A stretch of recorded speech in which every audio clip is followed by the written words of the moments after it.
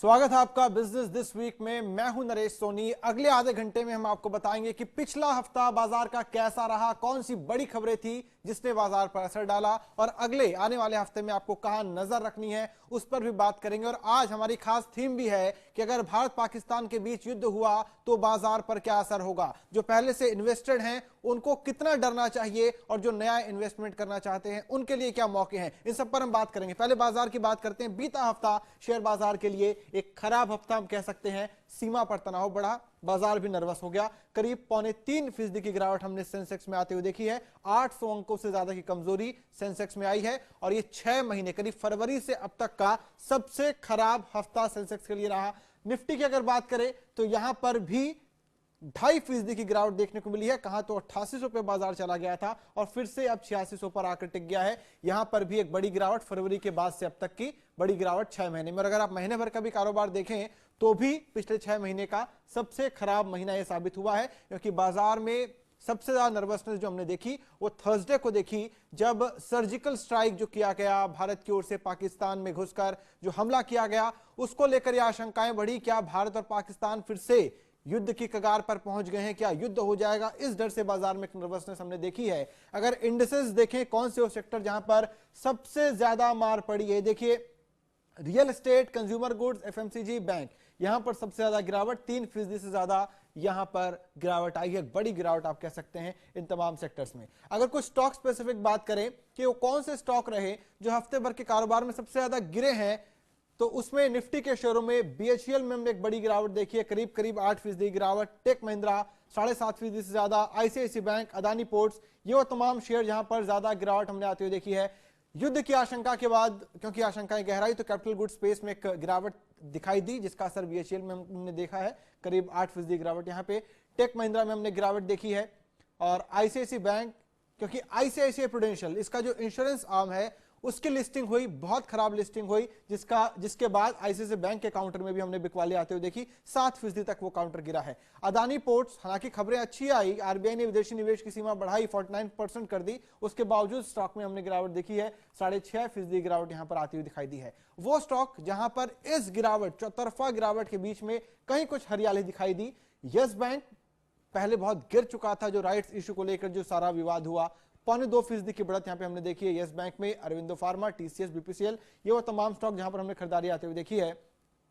अगर हम बात करें यस बैंक की, तो Bank of America, Merrill Lynch और जेपी मॉर्गन दोनों ने खरीदारी की सलाह दी है, ओवर रेट की रेटिंग दी, क्योंकि काफी गिरावट आ चुकी थी, जिसके बाद हमने काउंटर में खरीदारी देखी है। अरविंदो फार्मा पिछले हफ्ते भी एक अच्छी बढ़त हमने देखी थी, क्योंकि इसकी एक एड्स की दवा को यूएसएफडीए से मंजूरी मिली थी, लेकिन इस हफ्ते खबर आई कि और भी कुछ दवाएं हैं जिनको अमेरिकी दवा नियामक की ओर से मंजूरी मिली है।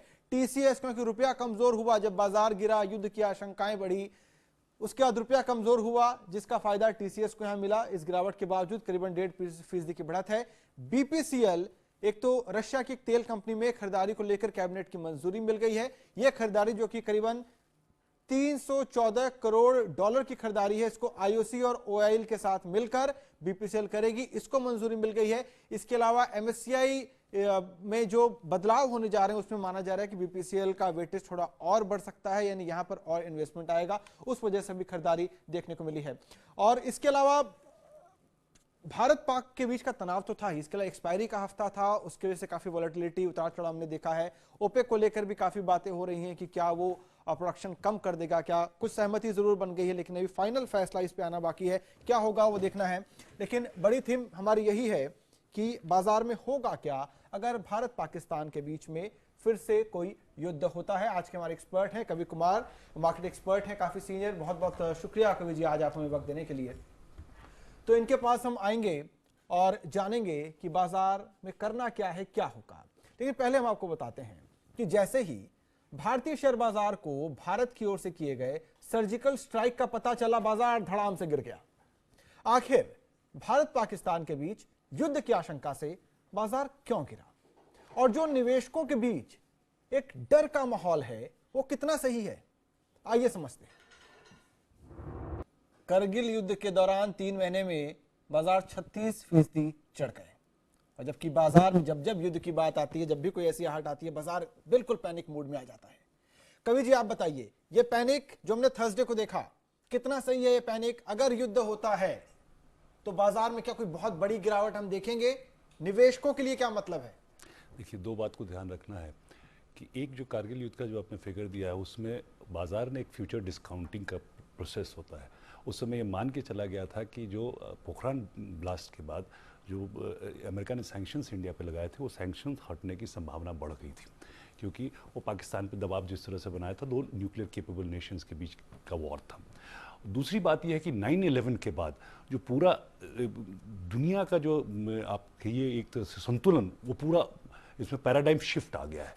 पहले अमेरिका के लिए इतना महत्वपूर्ण नहीं होता था, फॉर दैट मैटर यूरोप के लिए भी इतना महत्वपूर्ण नहीं होता था कि सब कॉन्टिनेंट में क्या हो रहा है, इंडिया पाकिस्तान के बीच में क्या हो रहा है, बहुत ज़्यादा अहमियत नहीं। वो कश्मीर से शुरू होकर कश्मीर तक खत्म हो जाता था, हर सारी यूएन जनरल असेंबली में बातें होती थी। तो अब लेकिन वो जो आप देखिए, जो अगर रिएक्शन आप देखें, फॉर चाइना का रिएक्शन देखें, अमेरिका का, यूरोप का रिएक्शन देखें, तो किसी ने इंडिया के एक्शन को कंडेम नहीं किया। और दूसरी बात ये हमें याद रखनी चाहिए कि 25 साल से तो प्रॉक्सी वॉर झेल ही रहे हैं पाकिस्तान से। We are constantly at war, और तो कोई देश है नहीं जिसे हम युद्ध कर रहे हैं, लेकिन 25 इतनी बड़ी स्टैंडिंग आर्मी की जरूरत हमें पाकिस्तान के लिए है, तो युद्ध तो हम झेल ही रहे। कन्वेंशनल वॉरफेयर 2016 में 2 न्यूक्लियर केपेबल कंट्रीज पे, जिस पे सारी दुनिया की नजर है, थोड़ा मुश्किल है, लेकिन ये प्रॉक्सी वॉर तो चलता ही रहा। 99 में हमने जो एक देखा 36% बढ़ा, आपने कई सारी वजहें बताई। वजहें आज भी अगर हम देखें आगे जाते हुए तो बहुत सारी वजहें हैं। पूरी दुनिया कहीं ना कहीं पाकिस्तान को साइड कर भारत के साथ आकर खड़ी हो रही है। यहां से बहुत सारी अच्छी चीजें हम देख सकते हैं, लेकिन क्या 99 में जो बाजार ने सरप्राइज किया कि युद्ध के तमाम खर्चों के बावजूद, इकोनॉमी के तमाम चुनौतियों के बावजूद 36% का हमने एक सर्च देखा मार्केट में, क्या वैसा फिर से रिपीट हो सकता है क्या? और अगर 36% नहीं मिलेगा तो कम से कम ये जो डर है, जो पैनिक है, उसकी कोई जरूरत है क्या? देखिए, अगर कुछ डैमेज होता है, कन्वेंशनल वॉरफेयर है, तो वो लिमिटेड ही होगा, इसमें तो कोई दो राय नहीं है। डेफिनेटली एक चीज़ जो मुश्किल में डाल सकता है, सरकार का वित्तीय घाटा और उसके साथ बढ़ती मुद्रास्फीति। अगर 71 के युद्ध के बाद देखें तो उसमें उसे एक जो बहुत बड़ा कारण था 75 में इमरजेंसी लगने का और देश में अनरेस्ट का, वो मुद्रास्फीति उस वॉर की वजह से, जबकि उसमें डिसाइसिव विक्ट्री हुई थी इंडिया की, उसके बावजूद भी जो वित्तीय संकट आया था, उसका जो स्पाइरलिंग इफेक्ट 73 में, वो वॉर और ओपेक ने कार्टेलाइजेशन जो हुआ था, जैसे तेल के दाम बढ़े थे, वो दोनों ने मुद्रास्फीति को बिल्कुल आउट ऑफ कंट्रोल कर दिया था। तो उसका डेफिनेटली ओवरहैंग तो रहेगा ही रहेगा। अब अगर देश युद्ध कर रहा है और ये हम मान के चलें कि उसका कोई असर नहीं पड़ेगा अर्थव्यवस्था पर, ये मुमकिन नहीं है। अगर युद्ध होता है, बाजार तेजी से एक बार नीचे आता है, तो निवेशकों के लिए आपकी सलाह क्या है? जो पहले से इन्वेस्टेड है उनको क्या करना चाहिए, और जो नया इन्वेस्टमेंट करना चाहते हैं उनको क्या करना चाहिए? देखिए, जो इन्वेस्टेड है, एक शॉर्ट टर्म तो कोई पर्सपेक्टिव नहीं रखना चाहिए, definitely they should stay invested. और आप देखिए, पिछले हफ्ते का भी आंकड़ा देखिए, एफआईज का आंकड़ा देखिए, तो कंटिन्यूस बाइंग कर रहे हैं, तो every fall is seen as an opportunity. तो वहाँ पर तो जब पैनिक आता है तो जो स्मार्ट मनी मूव्स इन, वो स्मार्ट मनी मूव इन किया, आप आंकड़े आप बता रहे हैं, तो पैनिक तो बिल्कुल नहीं करना चाहिए। हाँ, आपका व्यू है मार्केट से आप निकलना चाहें, that's a very different thing, लेकिन इसलिए कि वॉर हो जाएगा और देश तबाह हो जाएगा और पता नहीं क्या क्या हो जाएगा, तो उस हॉकिश बातचीत को सुन के आपको कोई डिसीजन नहीं लेना चाहिए। और बहुत संक्षिप्त में, थर्सडे को भी हमने देखा जब बाजार अचानक नीचे आया सर्जिकल स्ट्राइक की खबर के बाद, एफआईआईज की ओर से 5000 करोड़ की खरीदारी हो गई। आपको क्या लगता है, उनका भरोसा बना हुआ है? बाजार को आप कहां देखते हैं, भले युद्ध हो या कुछ भी हो? देखिए, डेफिनेटली मैं मुझे पहले कह रहा था कि स्मार्ट मनी ऐसी पैनिक सिचुएशन पे मूव इन करता है उस समय, क्योंकि बिना खरीदारी का मौका रहेगा, बिना प्राइस की स्टेबिलिटी को डिस्टर्ब किए, प्राइस जब गिर रहा होता है तो उस समय खरीदने का मौका मिलता है। अन्यथा इतनी बड़ी 5000 करोड़ की अगर नॉर्मल डे पे बाइंग हो तो कम से कम 300-400 पॉइंट इंडेक्स ऊपर चला जाएगा, तो देयर एक्विजिशन कॉस्ट उनका बढ़ जाएगा। और वैसे भी बाजार में कहा जाता है कि स्मार्ट इन्वेस्टर वो है जब गिरते बाजार में बेचने को ना आए, खरीदारी को आए। लेकिन शायद जो छोटा निवेशक है वहीं पर भूल करता है, जब बाजार गिरने लगता है तो बेचने आ जाता है, और जब बाजार बिल्कुल चढ़ता है तब खरीदने आता है। वही एक अंतर है, और वहीं पर जो विदेशी निवेशक है वो स्मार्ट हो जाते हैं, जब बाजार तेजी से नीचे आता है और जहां वैल्यू उनको दिखती है वहां वो खरीदारी करते हैं। तो आपके लिए यही मैसेज है, युद्ध हो या ना हो, पैनिक मत कीजिए मार्केट में। बाजार के काफी फंडामेंटल्स अच्छे हैं, देश की ग्रोथ बहुत अच्छी है, बहुत सारी ऐसी योजनाएं हैं जिसकी वजह से विदेशी निवेशकों का भारत पर भरोसा बना हुआ है। युद्ध की स्थिति में कोई पैनिक बाजार में आप न बनाएं। कोई अगर ज्यादा गिरावट आ भी जाए तो खरीदारी कीजिए। करगिल युद्ध के दौरान के 3 महीने में एक एक दिन में बाजार को हमने 5-5% चढ़ते भी देखा और 3-3% गिरते भी देखा।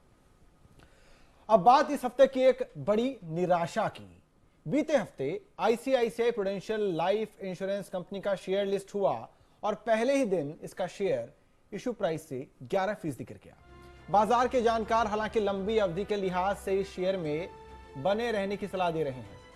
आपको बता दें कि भारत की यह पहली इंश्योरेंस कंपनी है जो आईपीओ लेकर आई है। कंपनी का इशू प्राइस 334 रुपए था और गुरुवार को यह 329 रुपए पर लिस्ट हुआ। इशू प्राइस से 1.5% नीचे और आखिरकार बीएसई में 11% नीचे 297 रुपए पर बंद हुआ। हालांकि अगले दिन यानी शुक्रवार को इसमें 4% का सुधार हुआ और ये 310 रुपए पर बंद हुआ।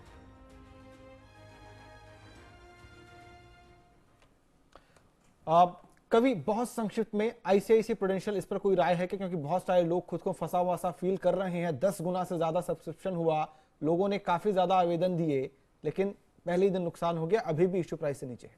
देखिए दो चीज़ है, it is share bad timing for the listing. वो क्यों थर्सडे को लिस्टिंग हुई तो ये तो बैड टाइमिंग, उसी दिन एक रात पहले सर्जिकल स्ट्राइक्स हुए थे, बाजारी पूरा माहौल ही ख़राब था, तो एक तो बैड टाइमिंग हो गई। और दूसरी बात मुझे जो हमेशा इस बात की दिक्कत होती है जब ये पब्लिक इश्यूज आता है तो कोई भी मैनेजमेंट हो वो इतना ज़्यादा ऑफ द टेबल प्राइसिंग में ही निकाल के ले जाते हैं कि बहुत ज़्यादा रह नहीं जाता है। तो मुझे लगता है और भी बहुत सारे आईपीओ जो पाइपलाइन में है क्योंकि बाजार की गति अच्छी है, तो प्राइसिंग कंजर्वेटिव करनी चाहिए ताकि निवेशक को पैसा कमाने का मौका मिले। और इस हफ्ते यूरोपीय बाजारों में भी खूब उठापटक रही और इसका बड़ा विलेन था डॉयशे बैंक। ये जर्मनी का सबसे बड़ा बैंक है। इसमें आई तेज गिरावट से पूरा यूरोपियन बाजार 8 हफ्ते के निचले स्तरों तक आ गया। कंपनी का शेयर पहली बार 10 यूरो के स्तर से नीचे आया। डॉयशे बैंक का शेयर जुलाई 2015 में अपने उच्चतम स्तर पर पहुंचा था। गुरुवार को तेज बिकवाली के बाद यह अपने उच्चतम स्तर से 65% नीचे था, यानी 33 साल के निचले स्तर पर। हालांकि शुक्रवार को कुछ सुधार हुआ, शेयर समझा। दरअसल कंपनी पर आरोप लगे कि उसने मॉर्गेज आधारित सिक्योरिटीज को बेचने में कुछ गलत बयानी की है, कुछ बातें छिपाई है, जिसके बाद अटकलों का दौर शुरू हुआ और बाजार में अफवाह तेज हुई कि इसके लिए बैंक पर 1400 करोड़ डॉलर का जुर्माना लग सकता है। हालांकि बाद में न्यूज एजेंसी एएफपी की रिपोर्ट आई कि जुर्माना 540 करोड़ डॉलर का होगा। कभी डॉयशे बैंक की बात करना इसलिए जरूरी है क्योंकि कहीं ना कहीं बैंकिंग सेक्टर ने पूरी दुनिया को पहले भी हिलाया है। हम डॉयशे की इस बात को सुनकर सबने वापस से लीमैन, जूलियस एंड बेयर सबकी याद आ गई जो बैंक लगातार दिवालिया हुए थे। फिर से वो संकट है क्या? कितना डरना होगा? दो चीज़ है। एक तो लीमन और डॉयशे में बहुत फ़र्क है, बहुत। ये शेड्यूल्ड बैंक है, कमर्शियल बैंक है, और लीमन इन्वेस्टमेंट बैंक था, तो दोनों के कैरेक्टर में बहुत फ़र्क है। दूसरी बात जो डरने वाली बात है और ये है कि समझिए कि 2008 का जो साया है वो अभी भी बरकरार है। बहुत सारी विंडो ड्रेसिंग पूरी दुनिया में सरकारों ने की, बैंकों ने की, फाइनेंशियल इंस्टीट्यूशंस ने की, बेल आउट पैकेजेस हुए। बेल आउट पैकेजेस क्या था कि आपने अपनी लायबिलिटी को फर्दर उसको पोस्टपोन किया, या सरकार ने देयर वाज सेइंग कि प्रॉफिट्स प्राइवेटाइज हो गए और लॉसेस पब्लिक हो गए, सरकार के बेल आउट। तो वो इश्यूज अभी भी हैं फाइनेंशियल मार्केट में, और बार बार जानकार कहते हैं कि ये जो दुनिया में बहुत सारी जो एसेट क्लासेस में तेजी है वो एक्स्ट्रा लिक्विडिटी की वजह से है, जो सेंट्रल बैंक्स पैसा पंप किए जा रहे हैं इकोनॉमी में, ताकि वो एक जो स्थिति ऐसी फील गुड फैक्टर बना रहे लगे कि all is well, but all is not well. और डॉयशे बैंक आप समझिए कि जर्मनी का सबसे बड़ी अर्थव्यवस्था है, यूरोप में सबसे स्टेबल अर्थव्यवस्था है और उसका सबसे बड़ा बैंक है। तो वहाँ समस्या है तो डेफिनेटली उसको तो छींक आएगी तो पूरे यूरोप को बुखार लग जाएगा, और यूरोप को बुखार लगेगा तो पूरी दुनिया में बहुत अफरा तफरी होगी। ये ज़्यादा कंसर्न का मामला है, युद्ध से ज़्यादा कंसर्न का मामला जो डेवलप्ड वर्ल्ड के फाइनेंशियल मार्केट्स की इंस्टेबिलिटी या उनके छुपे हुए क्या रहस्य है वो जो उभर के आएंगे तो ज्यादा परेशानी। बिल्कुल, यानी अभी भी आशंकाएं हैं, डर है। और देश की प्रमुख 8 इंडस्ट्री यानी कोर सेक्टर की आउटपुट ग्रोथ अगस्त में 3.2% रही। यह आंकड़ा जुलाई के बराबर ही है। अगस्त में जिन सेक्टर में नेगेटिव ग्रोथ रही वो है कोयला, क्रूड ऑयल, नेचुरल गैस। वहीं रिफाइनरी प्रोडक्ट, फर्टिलाइजर और सीमेंट सेक्टर में पॉजिटिव ग्रोथ रही। आपको बता दें कि 8 कोर इंडस्ट्रीज का आईआईपी यानी इंडेक्स ऑफ इंडस्ट्रियल प्रोडक्शन में जो कंट्रीब्यूशन है वो 38% है। इस दौरान पिछले हफ्ते जो हमने आंकड़े देखे हैं उसमें सबसे ज़्यादा जो सरप्राइजिंग आंकड़े आए वो स्टील सेक्टर के रहे। 17% की ग्रोथ दिखाई है, जबकि इसके पहले जुलाई में हमने कॉन्ट्रैक्शन देखा था, नेगेटिव ग्रोथ थी। आपका बहुत क्विक कमेंट चाहूँगा स्टील सेक्टर के ऊपर। कभी देखिए बहुत बड़ा अपटिक है स्टील के डिमांड में, इसमें कोई दो राय नहीं है, और स्पेशली इसमें जो इंफ्रास्ट्रक्चर और खास करके हाईवेज में जो गवर्नमेंट की तरफ से जो पुश मिला है, constant, literally on a daily basis I can say that, कि वहाँ पर जो मॉनिटरिंग चल रही हो, जिस तरह से कंस्ट्रक्शन का काम चल रहा है, और प्रोजेक्ट्स अवार्ड किए जा रहे हैं और इम्प्लीमेंट किए जा रहे हैं, दोनों में बहुत फर्क होता है। एक अवार्ड करना और अनाउंसमेंट कर देना, दूसरा इम्प्लीमेंटेशन। तो डेफिनेटली मेरे समझ से स्टील इंडस्ट्री की वर्स्ट इज बिहाइंड। चाइना से अभी डंपिंग भी बहुत हद तक कंट्रोल हुआ है, और डिमांड का ये अपटिक, ये पहला इंडिकेशन है, जो green shoots are getting converted into now green plants, तो उसका वो इंडिकेशन है। चलिए, यानी वर्स्ट इज बिहाइंड, ये बड़ी बात जो कहीं कभी ना कभी बहुत ज़्यादा पिटाई हो चुकी है इस सेक्टर में शेयरों की, लेकिन अब जो बुरा है वो बीत चुका है और अच्छे संकेत मिल रहे हैं स्टील सेक्टर के लिए। मॉनसून के मोर्चे से अच्छी खबर है, इस साल अब तक अच्छी बारिश हुई और पैदावार भी अच्छी होगी। 30 सितंबर को खत्म हुए मानसून सीजन में देश में करीब 97% बारिश हुई है। भारतीय मौसम विभाग के मुताबिक जून और सितंबर के दौरान दक्षिणी पश्चिमी मानसून में करीब 862 mm की बारिश हुई। अधिकतर इलाकों में सामान्य बारिश हुई। दरअसल पिछले 2 साल में देश में भयंकर सूखे के हालात थे, इससे कृषि क्षेत्र और इकोनॉमी को नुकसान हुआ था। देश में खाद्यान्न की कमी हुई, लेकिन इस साल बेहतर मानसून के चलते उम्मीद है पैदावार अच्छी होगी, आर्थिक संकट को हल करने में मदद मिलेगी।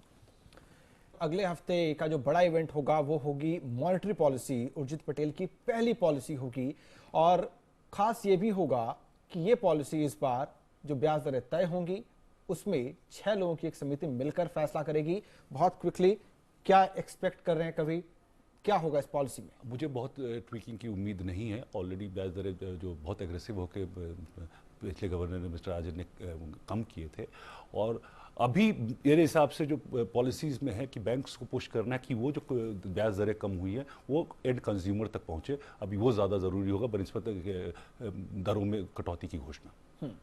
चलिए, अगली खबर कच्चे तेल से जुड़ी हुई है। तेल कंपनियों ने पेट्रोल की कीमतें इस वीकेंड में बढ़ा दी और आने वाले समय में इसकी कीमतों में और भी इजाफे की आशंका बढ़ गई है। दरअसल ओपेक देशों में क्रूड ऑयल के उत्पादन में कटौती को लेकर सहमति बनी है। कहा जा रहा है कि इसके बाद क्रूड की कीमतों में $7 से $10 प्रति बैरल तक की बढ़ोतरी हो सकती है। आखिरी फैसला होना बाकी है। कभी कच्चा तेल फिर से डरा रहा है बाजारों के लिए, क्या सिग्नल्स हैं?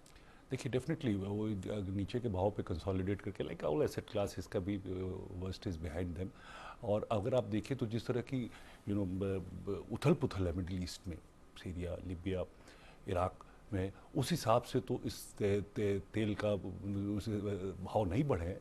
वो सिर्फ प्योर ओवर सप्लाई का केस था, क्योंकि जैसे जैसे भाव गिरता गया, रशिया जैसे कंट्री, सऊदी अरेबिया, जो पूरी तरह नियरली फुली डिपेंडेंट है on oil for their budgetary expenditure, तो उन्होंने वो कहता था कि हम तो कम नहीं करेंगे, हम तो नहीं करेंगे, तो ओवर सप्लाई की वजह से गिरा है। और at some point of the time ये तो करेक्शन ज़रूरी था और लाजिम भी था। जी, और सरकार की रोजगार बढ़ाने की तमाम कोशिशें लगातार फेल हो रही है, ये भी एक चिंताजनक खबर आई। श्रम ब्यूरो की रिपोर्ट के मुताबिक 2015-16 में बेरोजगारी की दर 5% पर पहुंच गई, जो कि 5 साल का सबसे ऊंचा स्तर है। महिलाओं के मामले में यह दर 8.7% है, जबकि पुरुषों के संदर्भ में यह आंकड़ा 4.3% पर है। इस रिपोर्ट के मुताबिक देश में करीब 77% परिवारों के पास कोई नियमित आय या वेतनभोगी व्यक्ति नहीं है। 2014-15 में बेरोजगारी की रिपोर्ट जारी नहीं की गई थी, जबकि 13-14 में यह दर 4.9% थी, यानी उससे बढ़कर हम 5% पर आ गए हैं। तो इस खास कार्यक्रम में कभी आपका बहुत बहुत शुक्रिया हमें वक्त देने के लिए। दर्शकों से विदा चाहेंगे, लेकिन आपको बता दें जो लोग शेयर बाजार में एक्टिव हैं, जो इंटरेस्टेड हैं या जिनको बैंक से भी काम पड़ता है, अक्टूबर का महीना बहुत सारी छुट्टियां हैं, तो हिसाब से प्लान कर ले। करीब 12 दिन बाजार छुट्टी मनाएगा और 11 दिन बैंक और सरकारी दफ्तर छुट्टी पर रहेंगे, तो उसी हिसाब से अपना प्लान बनाए। फिलहाल इस शो में इजाजत दीजिए, अगले हफ्ते फिर से हाजिर होंगे लेकर बिजनेस दिस वीक। नमस्कार।